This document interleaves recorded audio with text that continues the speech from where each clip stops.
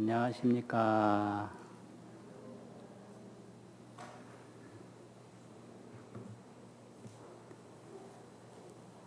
오늘 말씀은 보리심의 광명에 대해서 말씀을 드리겠습니다. 보리심이라고 하면 깨닫는 마음, 부처님을 향하는 마음, 또 밝은 마음, 그걸 보리심이라고 합니다. 보리는 깨달음이거든요. 근데 이 보리심과 반대되는 말이 중생심입니다. 중생심.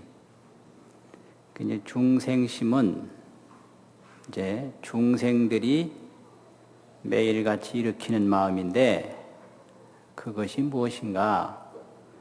한마디로 말해서 밝음이 없다. 그래서 무명이라고 그러거든요. 무명. 그러니까 이제 보리심은 광명이고 중생심은 무명이죠. 그러면 보리심은 어떤 것이 있는가? 보통 4월 초파일이나 이런 때 보면 지혜광명 이런 말을 씁니다. 그래서 지혜광명도 보리심의 광명이고 또 자비광명 이런 말도 써요. 자비광명도 우리가 깨달음을 일으켰을 때 나타나는 마음이지요. 그 다음에 원력광명, 원력, 서원을 일으키는 광명이 있는데 이런 원력의 광명도 보리심의 광명입니다. 그러니까 깨달음이라고 하는 것은 그 생각을 보는 게 아니라 실상, 실체를 보는 게 깨달음인데 우리 이제 중생들은 그 실체와 실상에 접근하지 못하고 항상 자기 생각에 덮여 있다. 그래서 이걸 무명이라고 합니다. 무명. 그래서 그걸 미혹해 있다. 미혹하다라는 것은 덮였다는 거죠. 덮였다. 그래서 덮이다 보면 이제 눈을 감으면 보이는 게 없듯이 어둡다 이거죠. 이제 눈을 뜨면 보이니까 그 밝다. 그게 광명이거든요. 그런데 이 광명이 저절로 이걸 성공덕이라고 그러는데 그 본성의 공덕, 눈은 보려고 하지 않아도 저절로 보는 능력이 있는데 그걸 성공덕이래요. 보리심은 일부러 뭘 하려고 안 해도 지혜광명, 원력광명, 자비광명이 나타나는 거죠. 이게 보리심의 광명입니다. 그런데 이것이 중생의 생각에 덮이면 그게 분별심인데 중생의 생각에 덮이면 저절로 뭐가 나오느냐 그러면 탐진치가 나와요. 저절로 어리석음이 나오고 저절로 탐욕이 나오고 저절로 분노가 일어나는 거예요. 그래서 이제 이런 것을 채공성사라고 본래 그 실상이 없는데 이제 있는 걸로 잘못 봐가지고 이게 미혹이거든요. 그러니까 그게 뭐냐면 물속에 가서 연못가에 가서 연못을 쳐다볼 적에 그 안에 달이 없는 건데 달이 있는 것처럼 잘못 본다 이거죠. 달이 있는 것처럼. 그러니까 그 달을 그 물속에 있는 것처럼 잘못 보니까 그게 치거든요. 어리석을 치자. 그게 미혹이에요. 그러니까 그 달을 건지고자, 달을 내 것으로 만들고자 하는 탐욕이 생겨요. 그게 탐입니다. 근데 건져도 안 건져지니까 화가 나는 거예요. 이게 진이에요. 그래서 하나를 미혹하니까 거기에서 탐심이 생기고, 탐심이 안 이루어지니까 이제 분노가 생긴다. 인생이라고 하는 것도 마찬가지입니다. 부처님이 깨닫고 나서 뭘 깨달았는가? 첫째가 무상을 깨달았거든요. 무상. 이 세상의 모든 현상은 흘러가는 것이지 영원한 것이 아니다. 이 무상이라는 것은 흐르는 거지요. 흘러가는 거. 그런데 이제 중생들은 그걸 모르고 항상 영원하다라고 하는 미혹 속에서 살고 있거든요. 이제 두 번째 부처님이 깨달은 것은 무아예요, 무아. 무상무아. 나라는 것이 없는 것인데 중생들은 항상 나라는 것이 있다라고 생각을 해요. 그래서 영원하다고 잘못 생각하는 거, 나라는 것이 있다고 잘못 생각하는 거, 이거거든요. 그래서 나라는 게 이게 그럼 뭐냐? 이건 집을 질 때 집이라고 하는 것이 본래부터 있었는 게 아니라 터를 닦고 주추 놓고 기둥 세우고 이것저것이 모여져서 한순간 집이라고 하는 형태를 나타내는 것뿐이지 집이 본래 있었던 것도 아니고 지금도 집이라고 하는 본질이 있는 것도 아니고 실체가 있는 게 아니고 앞으로도 계속 있는 게 아니다. 이게 무아입니다. 그래서 나라고 하는 것도 어머니 아버지가 만나서 어머니 아버지로부터 여러 가지를 물려받았고 이 세상에 나면서도 뭐 젖도 먹고 물도 먹고 밥도 먹고 여러 가지 온 우주의 도움과 우주의 보살핌으로 지금까지 견디는 거지 하나의 물거품과 마찬가지지 며칠만 굶었어도 나라는 게 없는 거고 사고만 한 번 났어도 나라는 게 없는 거고 무한 거예요. 무아. 이게 뭐 꼭 고정된 걸로 있는 걸로 아는데 이게 있는 거는 여러 가지 도움에 의해서 있는 거지 그동안에 옷 만드는 사람이 없어도 나는 얼어서 죽었을 것이고 농사 짓는 사람이 없어도 안 되는 것이고 또 지금 내가 이래 말을 하고 있는 것도 말을 가르쳐 주는 사람이 있기 때문에 말을 하는 거고 이게 무아인데 중생들은 이거를 무아인 줄을 모르고 나라는 게 있는 걸로 잘못 본다 이거죠. 그래서 나에 대한 잘못 그런 어리석음이 생기니까 나를 무진장 잘해주고 싶은 탐욕이 생기는 거죠.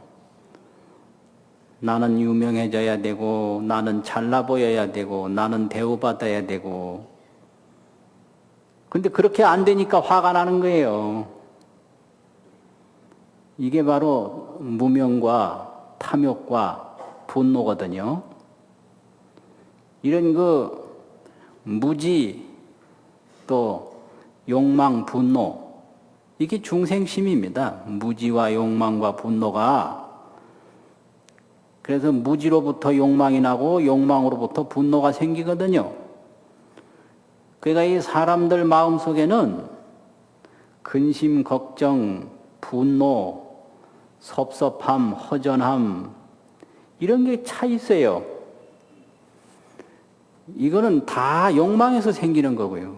욕망은 어리석음에서 생겼다. 뭐를 어리석으냐? 무상과 무아를 모르는 거예요. 무상, 순간성, 또 나에 대한 실체가 없다라고 하는 그런 거를 모르고 살죠. 그래서 그거를 이제 모르니까 편할 날이 없죠.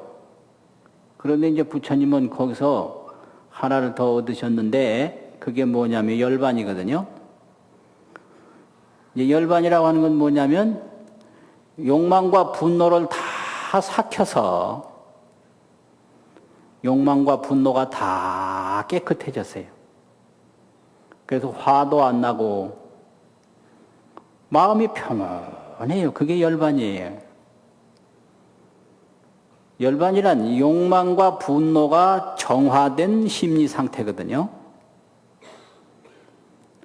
분노가 막 일어나는데 그 분노는 욕망이 없으면 분노가 안 일어나죠. 또 욕망이 없으면 허망한 게 안 생기고 쓸쓸함이 안 생기거든요. 슬픔이 안 생겨요. 예를 들면 부모나 가족이나 친구가 죽었을 때는 굉장히 슬프거든요. 그런데 꽃잎이 하나 떨어질 때는 안 슬퍼요. 이게 큰 문제인 거예요. 왜 자기하고 친한 사람이 죽었을 때는 슬픈데 아름다운 꽃잎이 떨어질 때는 안 슬프냐? 여러분 그거 어떻게 생각하세요? 꽃으로 볼 때는 사람 죽는 거하고 똑같은 거예요. 그렇지 않습니까? 그런데 왜 꽃 떨어질 때는 안 슬플까요? 자기 가족이 세상 떠날 때는 슬프고. 이건 중요한 말씀이라 물 좀 한 잔 마시고.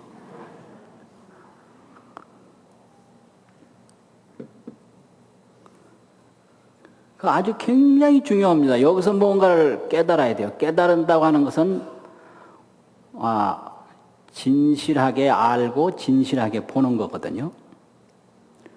그래서 이 무상함을 우리가 모르고 사니까 무상을 바로 보는 게 깨달음이고 무아, 나라는 게 없다라는 걸 바로 보는 게 깨달음이죠. 그렇게 되면은 욕망과 분노가 다 말끔하게 정화가 되니까 그게 열반이거든요. 그러면 꽃은 떨어질 때 왜 안 슬프고 나하고 가까운 사람이 죽을 때 왜 슬프냐 이건데. 꽃에게는 무상하다는 걸 그대로 인정했어요. 화무시비롱이라 꽃은 피면 의뢰이 진다 인정했다는 거예요. 그런데 자기가 죽는 거 인정 못해요. 이게 무명이거든요.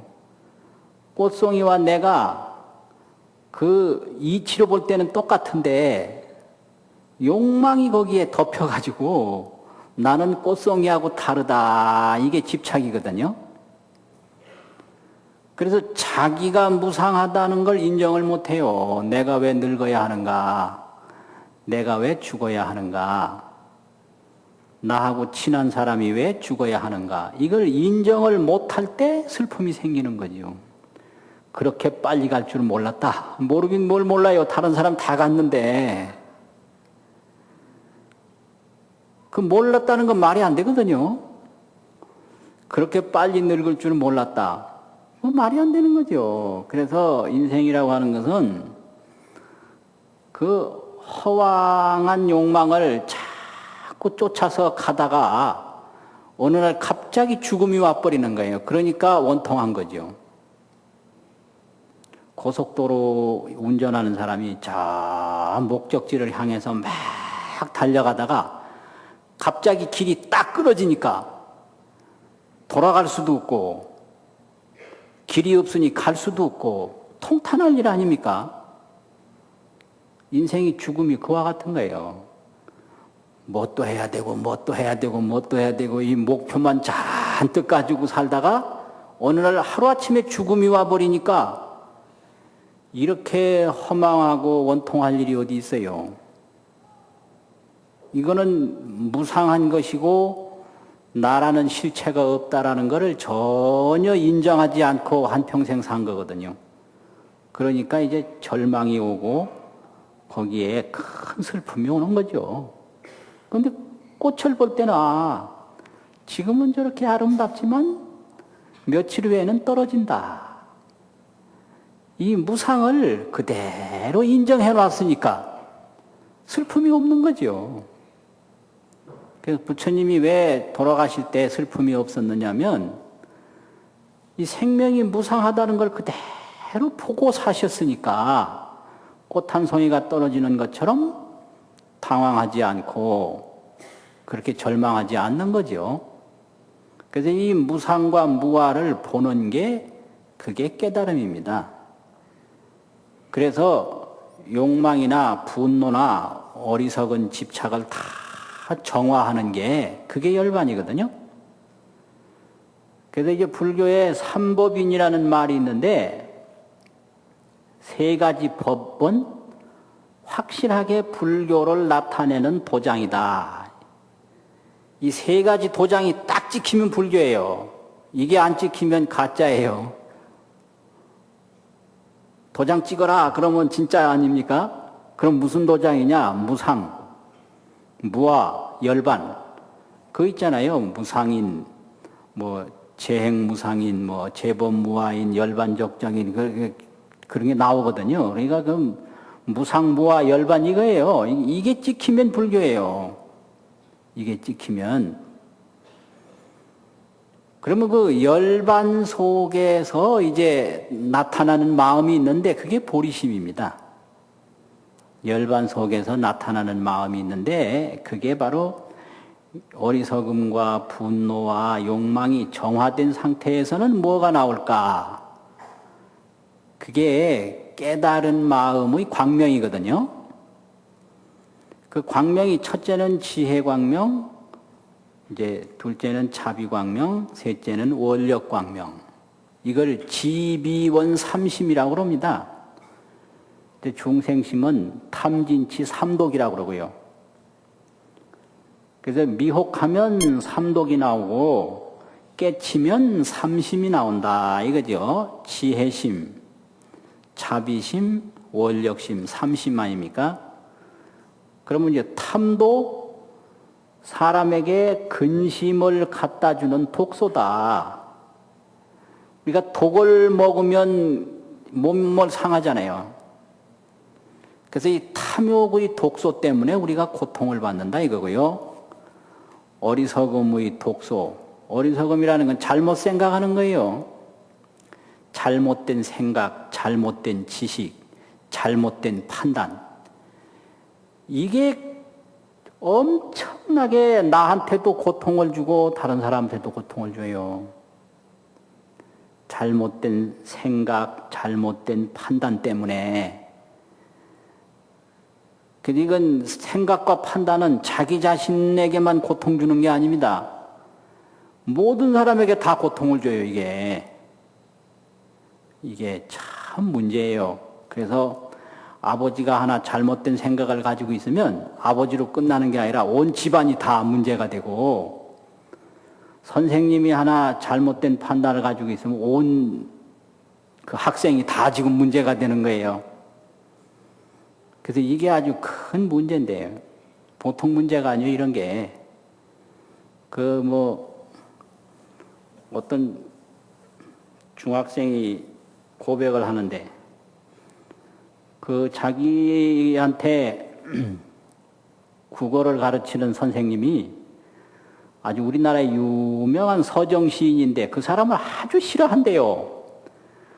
그래서 강의 시간대마다 그 유명한 시인을 욕을 했대요. 나쁘다고. 그래서 그 시인이 정말 나쁜 줄 알았대요. 근데 나중에 커서 공부를 해보니까 나쁜 게 아니었다라는 겁니다. 예를 들면 그런 거예요.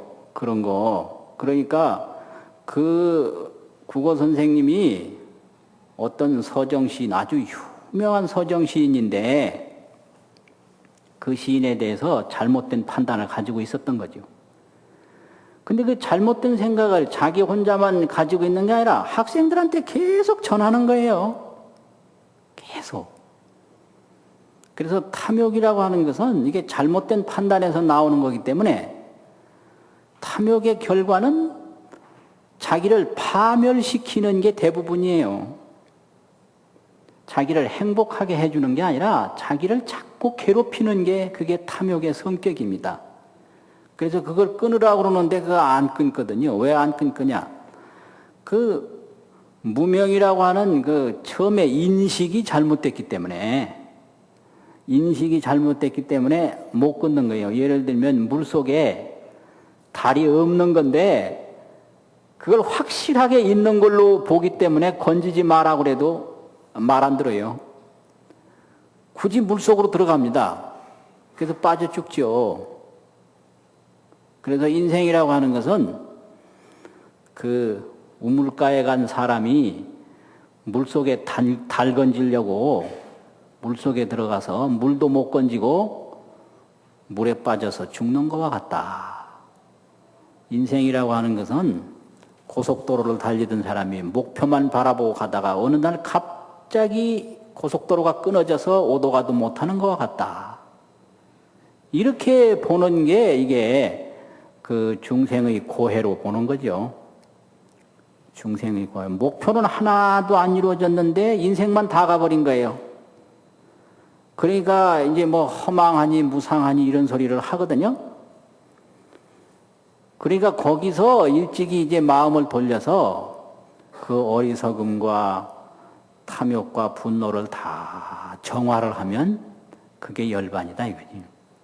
그래서 그 열반의 상태에서는 삼독이 정화가 되고 삼심이 일어나는 거예요. 이게 보리심의 광명입니다.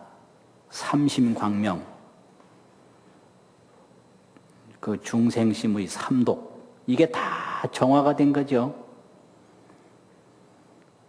그러면 그 보리심 중에 가장 그 중심적인 역할을 하는 게 원력이에요, 원력.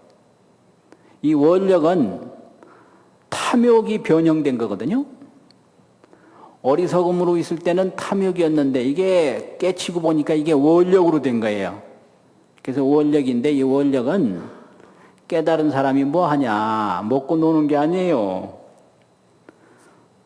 자기 행복만을 위해서 욕심내는 게 탐욕이라고 한다면 원력은 모두의 행복을 위해서 노력하는 게 원력입니다. 그래서 중생무변 서원도 이렇게 되는 거죠. 그래서 중생은 자기만을 위해서 사랑을 하지만 자기 마음에 드는 사람을 위해서 사랑을 하지만 이제 깨달은 사람은 모두를 위해서 사랑을 해요. 그래서 이제 중생은 그 자기 기억에 의해서 사랑을 하니까 중생의 사랑은 첫사랑이 있고 첫사랑의 반대말은 뭐죠? 첫사랑의 반대말. 첫사랑의 반대말은 끝사랑이잖아요. 끝사랑. 그러면 첫사랑 이야기는 많이 하는데 끝사랑은 말을 안 하더라고요. 첫사랑은 있는데 왜 끝사랑은 없느냐. 나의 마지막 사랑. 있을 거 아니에요. 근데 이건 말도 잘 안 하대요. 이상하게. 이게 왜냐하면 이게 기억에 의해서 자기 판단에 의해서 하기 때문에 내가 볼 때 좋아 보이면 사랑을 하고 내가 볼 때 싫어 보이면 사랑을 안 하고 이러니까 이게 중생이 뭐라고 갖다가 변명을 하고 해도 자기 마음에 드는 사람을 사랑하는 게 중생의 사랑이에요. 그러니까 자기를 위한 사랑이죠. 중생의 사랑은. 왜냐하면 그 기본이 탐욕이니까. 그럴 거 아니에요.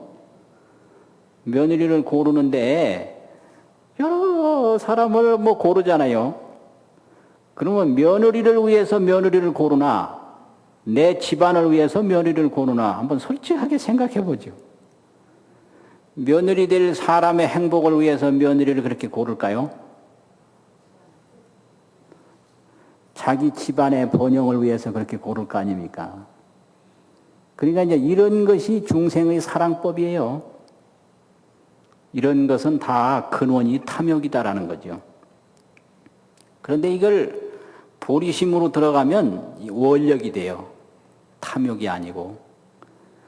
그래서 이 원력이 되면 이제 금강경에서 난생, 태생, 습생, 뭐 유생, 무색, 유상, 무상, 뭐 비유상, 비무상을 다 열반에 들게 하리라 이렇게 얘기했듯이 사홍서원에서 중생무변서원도 중생이 끝이 없지만 다 제도를 해서 열반에 들게 하리라.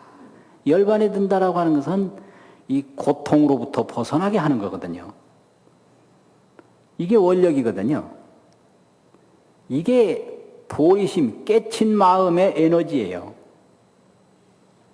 이 구름에서 벗어난 태양은 아주 밝지 않습니까? 근데 구름에 닫힌 태양은 힘을 못 쓰죠. 그래서 이 어리석음에 덮인 마음은 자기만을 위해서 끊임없이 탐욕을 부리다가 스스로 고통을 만들고 가요. 그래서 탐욕의 결과는 고통이다. 왜 그러냐면 자기를 자꾸 파멸시켜, 파멸. 뭐 가지면 좋은 줄 아는데 그 갖고 보니까 괴롭기만 하더라. 이거를 잘 모르는 거예요. 술을 많이 먹으면 좋을 줄 아는데 먹고 보니까 괴롭더라. 뭐 이런 거예요. 근데 이게 이제 깨달음으로 돌아가면, 열반으로 돌아가면 그 밝은 에너지가 막 나오는 거죠. 그래서 모두를 사랑할 수 있는 새로운 사랑법이 생기는데 이건 끊임없이 생겨요. 그래서 참사랑은 첫사랑도 없고 끝사랑도 없다. 이렇게 이야기를 합니다. 왜 그러냐면 끊임없이 사랑하니까 그런 거예요. 끊임없이 사랑하니까. 나를 위해서 이제 사랑을 하게 되면 내가 첫 번째 좋아했던 사람, 내가 마지막 좋아했던 사람, 첫사랑, 끝사랑이 있을 거예요. 그런데 모두를 위해서 사랑을 하게 되면 영원히 사랑하니까 저 보현행원품에 중생계가 다 하고 허공계가 다 하고 중생업이 다 할 때까지 이게 무진 아닙니까? 무진. 번뇌 무진. 끝이 없이.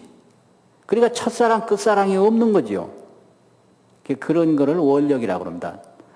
나를 위해서 하는 건 탐욕이고 모두를 위해서 하는 것은 원력이다 이게.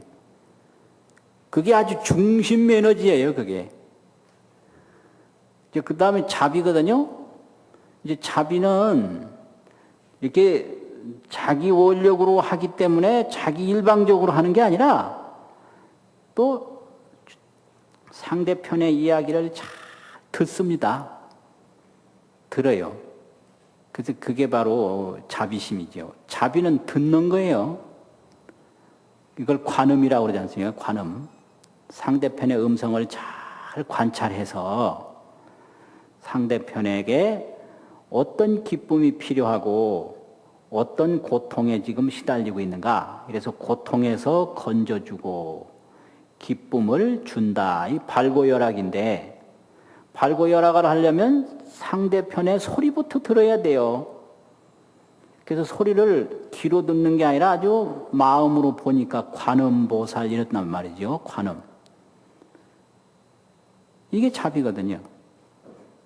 그러니까 자기 일방적으로 자기 중심적으로 하는 게 아니라 상대편 중심적으로 한다. 그래서 이게 이제 정신 건강에도 굉장히 중요한데요. 이 정신이 성숙한 사람일수록 이 문제 중심적으로 행동을 해요. 문제 중심적으로. 뭐 이사를 간다 그러면 그게 문제 아닙니까? 그러면 이사를 어떻게 가면 좋고 어떻게 가면 좋고 이걸 그 문제 중심적으로 접근을 하는데 정신이 미숙하면 자기 중심적으로 접근하는 거예요. 자기가 하고 싶은 대로 해버려요. 이게 바로 어린아이들이 꼭 그렇거든요. 이 어른도 똑같습니다. 정신이 미숙한 어른들은 자기 좋아하는 대로 해버려요. 이게 이제 정신이 성숙한 사람은 저 사람이 뭘 좋아하나, 저 사람이 고통이 뭔가, 저 사람에게 필요한 게 뭔가, 이게 문제중심형입니다. 근데 정신이 미숙한 사람은 그거 전혀 상관없이 자기 하고 싶은 대로, 주고 싶은 대로 줘버린다 이거죠. 이게 바로 자기중심적이에요. 그래서 자기중심형이냐, 문제중심형이냐, 이런 기준을 가지고 스스로 한번 자기 정신 진단을 한번 해보세요. 나는 내 중심으로 지금까지 살았는가? 여러 사람 중심으로 살았는가? 어떤 형인가요? 그 며느리도 시어머니가 무엇이 괴롭고 무엇이 필요한지 상관없이 며느리 하고 싶은 대로 하는 거. 이게 자기중심형이죠. 시어머니도 며느리가 어떤 고통이 있고 무엇이 필요한지 모르고 하고 싶은 대로 해버리는 거예요. 이게 자기중심형이에요. 이게 아주 정신이 미숙한 어린애 같은 마음이거든요. 그러면 이제 참으로 정신이 성숙하면 자기중심적으로 하지 말고 저 사람에게 무슨 고통이 있을까? 저 사람에게 필요한 게 뭘까? 내가 저 사람에게 어떤 도움이 될까? 이게 문제중심형입니다. 이게 관음이에요. 첫째 소리를 듣는 거예요. 들어. 그래서 듣고 나서 필요한 대로 주니까 감노병 있잖아요. 관세음보살이 들고 감노병. 듣고 나서 주는 거지 그냥 덮어놓고 주는 게 아니에요. 관음보살, 법수향, 관음보살, 감노수 그러거든요. 그래서 이제 이런 거 있듯이 이런 거 있어요. 상대편이 뭘 좋아하는지 전혀 생각도 안 하고 그냥 멋대로 자기 일방적으로 말하고 일방적으로 행동하는 거 이런 거 전혀 도움이 안 되듯이요. 그게 자기 뜻을 가지고 일을 하되 자기 중심적으로 하지 않고 여러 사람의 일을 잘 살펴서 한다. 이게 이제 바로 원력과 자비거든요. 그런데 이걸 잘 해나가려면 여기에 굉장히 중요한 게 또 하나가 있는데요. 그게 뭐냐면 이 허망한 것에 집착을 하고 허망한 것에 매달리고 허망한 것에 사로잡히는 어리석음이 없어야 돼요. 그것이 바로 지혜입니다. 지혜. 그래서 지혜는 그 헛된 것에 빠지지 않는 게 지혜예요. 이걸 청정이라고 그러거든요. 청정. 그래서 이제 이걸 현대 심리로 이야기하면 원력은 의지, 자기 의지예요. 의지고 또 자비는 함께 나누는 것이고요. 그런데 이 함께 나누는 마음이 어디에서 잘못되느냐 그러면 감정에 빠져버리면 의지가 허물어져 버려요. 그러면 이 함께 나누는 함께 하는 마음이 감정에 빠지지 않도록 경호를 섣버려야 돼요. 경호원이 있어야 돼요. 그래서 모든 의지가 왜 좌절이 되는가? 감정에 빠지니까 좌절이 되거든요. 모든 일을 그르치는 주범이 감정이에요. 아무리 목표를 세우고 결심을 해도 감정을 못 다스리면 소용없어요. 사상누각이에요. 완전히 모래 위에 집 짓는 거예요. 일찍 일어나려고 결심했는데 그 자고 싶은 그 감정을 못 이겨서 그냥 자버렸다. 끝나는 거죠, 그러면. 그럼 여기에는 경호원을 세워야 돼요. 안 돼. 딱 일어나게 해야 됩니다. 그게 바로 지혜거든요. 헛된 감정에 빠지지 않도록 경호를 딱 서서 딱 그냥 감독을 하고 감시를 해야 돼요. 그것이 바로 지혜거든요. 그게 지혜심이에요. 그래서 이 지혜심이라고 하는 것은 뭐냐면 그 헛개비와 같고 허망한 형상에 빠져들지 않게 탁 눈뜨게 하는 게 그게 지혜입니다. 감정이라고 하는 것은 허망한데 미혹하니까 감정에 휘말리는 거죠. 그래서 모든 실패는 감정을 지혜로 다스리지 못해서 생긴다. 소용없어요. 다 이 세상에 결심 안 한 사람이 없거든요. 좋은 남편 되려고 결심했고, 좋은 아내 되려고 결심했고, 좋은 어머니 되려고 결심 안 한 사람이 한 사람이 없어요. 그러나 감정은 결심보다 더 에너지가 강해요. 결심 그건 하루아침에 날아갈 수가 있는 거예요. 그만큼 이 감정의 에너지가 무섭습니다. 그러면 이거를 다스릴 수 있는 무서운 경호원을 딱 세워야 되는데요. 그게 지혜거든요. 아, 거긴 갈 데가 아니다. 이렇게. 그렇게 해서는 안 되고 이렇게 해야 된다 이거죠. 그래서 이제 이런 거를 불교의 부처님 모시는데 보면 아주 멋지게 표현을 한 거예요. 부처님 하면 이런 게 다 포함된 모습이거든요. 불상은. 그런데 이제 보살상으로 내려오면 이게 분리를 해요. 그러면 그 원력은 뭐냐? 보현이에요. 보현보살. 넓게 어질게 한다. 이게 보현이거든요. 이게. 보현이니까 넓게 어진 게 보현이거든요. 자기 한 사람에게만 어질게 하고 자기 한 사람에게만 착하게 하는 게 아니라 일체 중생과 온 우주를 위해서 어질게 하고 온 우주를 위해서 착하게 하니까 이게 넓을 보자 어질현자 보현이에요. 보현보살.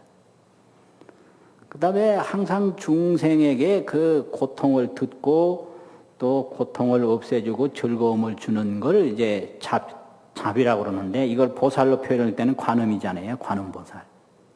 이게 보현, 관음 이렇게 된 거예요.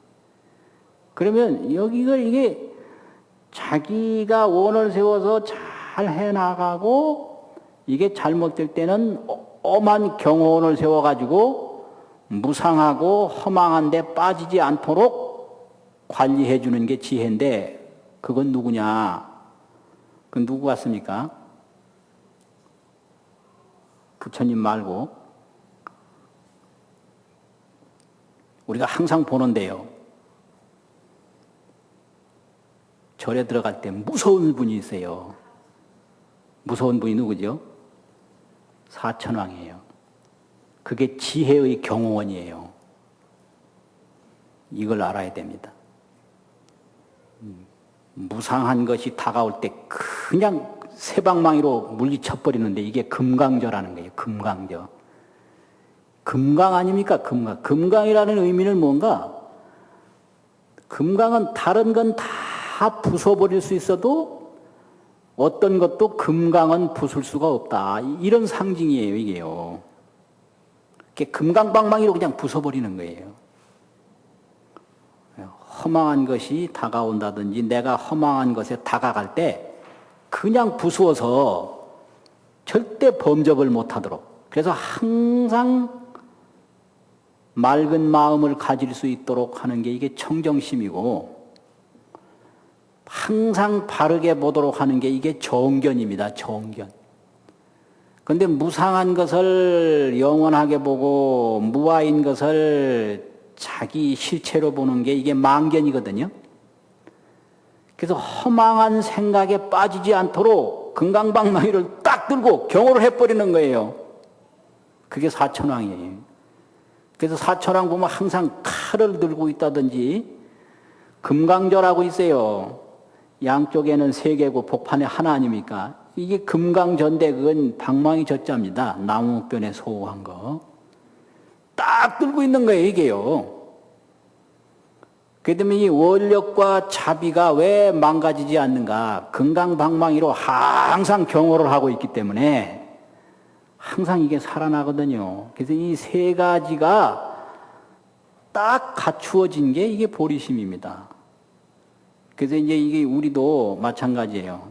우리도 의지와 또 나눔과 또 이런 그 지성의 관리, 이 지성과 이게 있어야 되는데, 이 지성이 이 감정을 조절해 줘야 되는데요.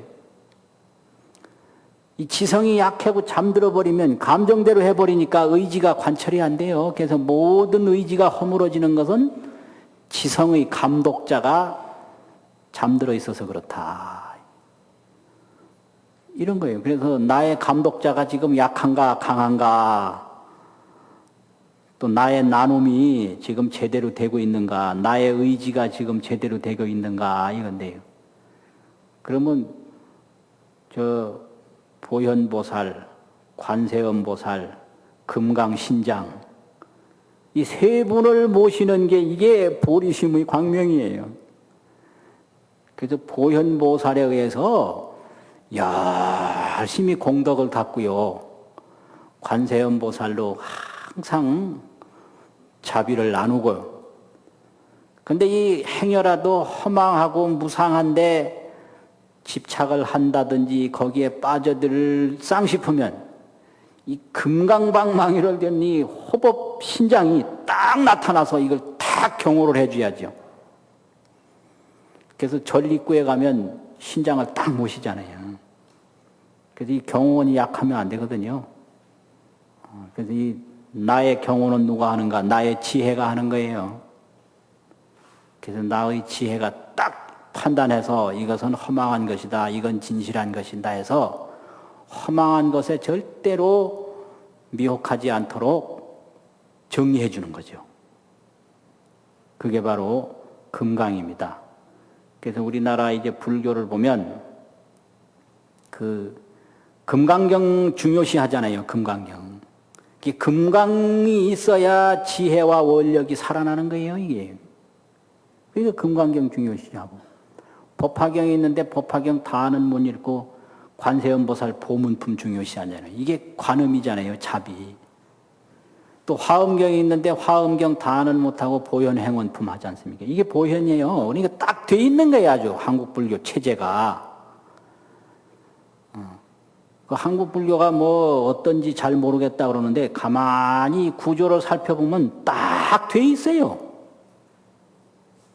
그래서 금강경으로서 허망한 데 빠지지 않도록 딱 관리해주는 이런 금강신장을 늘 모시는 것이고, 또 법화경 보문품으로서 항상 자비를 나눌 수 있도록 그래 하는 것이고, 보현 행원품으로서 늘 그 공덕을 닦도록 하는 게 그게 바로 한국 불교 신앙이죠. 그러면 이게 이제 상징으로 보면요, 그 원력의 상징은 이제 보살로 보면 보현보살인데, 이거를 다른 상징으로 보면 코끼리예요. 보현보살이 항상 코끼리를 타거든요. 이 코끼리는 낮은 물이 있으나 깊은 물이 있으나 산이 있으나 뭐가 있으나 이게 멈춤이 없어요. 계속 가는 거예요. 두려움이 없이. 이게 코끼리의 특성이거든요. 그래서 그 원력의 상징을 코끼리로 보는 거죠. 그리고 자비의 상징을 감노수, 감노병으로 보는 것이고요. 또 지혜의 상징을 금강방망이로 보는 거예요. 그래서 이 감노병, 금강저, 코끼리 이런 것을 보면 그 보리심 광명의 상징성을 그대로 드러내주고 있습니다. 그래서 우리는 이게 그 보물과 같은 그 불성을 가지고 있는데 이걸 꺼내지를 못해서 무명에 덮인 거예요. 지금 태양이 밝은데 구름에 가려 있다. 가려 있기 때문에 이게 항상 그 탐욕과 분노 여기서요 못 태어나고 있다 이 말이죠. 윤회라는 게 이거예요. 탐욕과 분노. 오늘도 탐욕과 분노에 시달리고 내일도 탐욕과 분노에 시달리고 끊임없이 시달리는 거죠 이게요.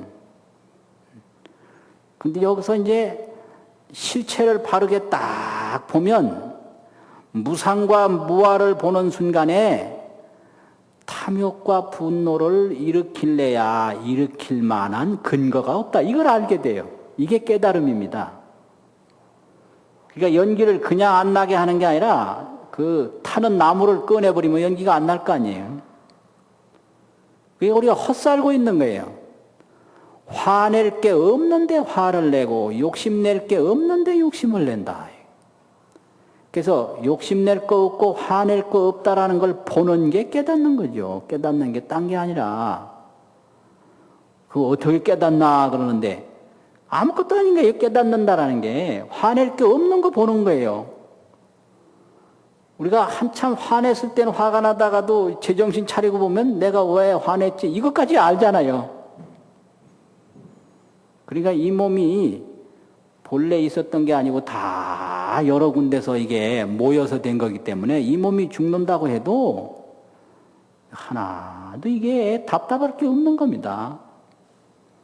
그래서 집이 생겼다고 해도 본래 생긴 게 아니다. 이게 불생이거든요. 집이 없어졌다고 해도 없어진 게 아니다. 이게 불멸이다. 그래서 지혜로 보니까 생김이 없이 생긴 거고 없어짐이 없이 없어진 거다. 이래니까 저 연못 속에 달이 보이는데 그 달이 그게 연못 속에 나타남이 없이 나타난 거예요. 또 연못 속에 달이 안 보이는데 그게 연못 속에 달이 사라짐이 없이 사라졌다. 그래서 나타남이 없이 나타났고 사라짐이 없이 사라졌다라는 것을 보면 이게 화낼 일도 없고 욕심낼 일도 없다라는 걸 알게 되거든요. 그게 깨닫는 거예요. 일부러 하는 게 아니라. 그럼 어떻게 해야 아느냐? 그거 어려운 게 아니죠. 아주 깊이 보고 꿰뚫어 봐라. 자세히 보면 보이는 거거든요. 그냥 대충대충 보고 항상 앞으로만 달려가니까 발 밑에 있는 게 안 보인다고 그래요. 그래서 이게 산다는 게 정말 뭔가 자세히 보면 우리가 태어났어도 물속의 달처럼 태어남이 없이 태어난 거다. 또 이제 죽는다는 것도 죽는다는 게 뭔가 이걸 자세히 보면 물속의 달이 사라지듯이 사라짐이 없이 사라지는 거다. 이걸 보게 되면 그 다음부터는 차츰차츰 이런 그 보는 연습을 자꾸 하면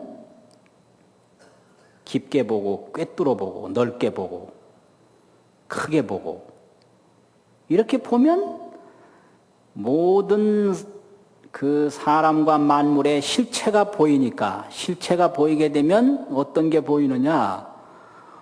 욕심낼 게 없고 화낼 게 없다. 이게 보인다 이게. 그게 깨닫는 거예요. 그러니까 확실히 그런 거예요. 확실히 깊게 보면 화낼 일이 없거든요.